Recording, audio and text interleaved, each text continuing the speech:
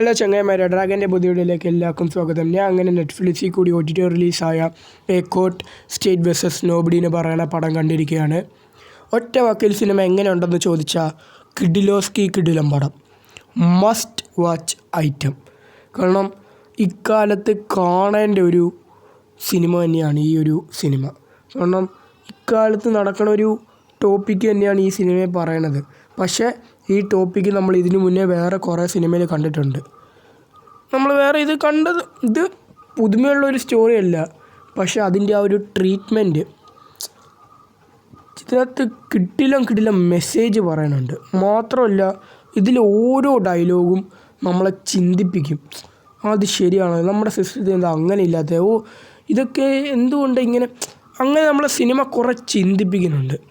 മാത്രമല്ല ഈ സിനിമ ഞാൻ കാണാൻ ഇടയായതിൻ്റെ കാരണം എന്ന് പറഞ്ഞാൽ പ്രൊഡ്യൂസർ ബൈ നാനി. ഞാൻ ഒരു കട്ട നാനി ഫാനാണ്.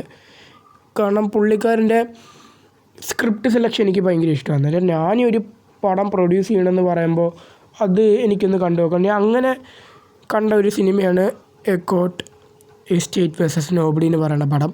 എനിക്കെന്തായാലും പടം നല്ലോണം ഇഷ്ടപ്പെട്ട്. ഇതിനകത്ത് എന്ന് പറയുന്നത് സെക്കൻഡ് ഹാഫ് വരുമ്പോഴാണ് ഒരു പക്ക കോർട്ട് റൂം തൊട്ട് സിനിമ മാറുന്നത്. ഫസ്റ്റ് ഹാഫിൽ അവിടെ ഇവിടെ ആയിട്ട് കോർട്ട് കാണിക്കുന്നുണ്ടെങ്കിലും ഫസ്റ്റ് ഹാഫ് കൂടുതൽ ഇമ്പോർട്ടൻസ് കൊടുക്കുന്നത് ഒരു ലവ് ആംഗിളാണ്.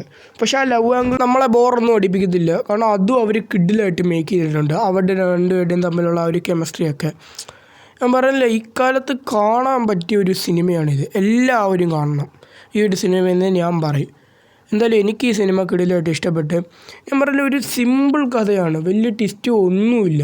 ഒരു സിമ്പിൾ കഥ. നമ്മൾ ഇതിന് മുന്നേ ഇതേകൊണ്ടുള്ള കഥ കണ്ടിട്ടുണ്ട്. പക്ഷേ ഇതിനകത്ത് വരുമ്പോൾ അവർ ചെയ്ത് വെച്ചേക്കണ ഒരു രീതി വ്യത്യസ്തമാണ്.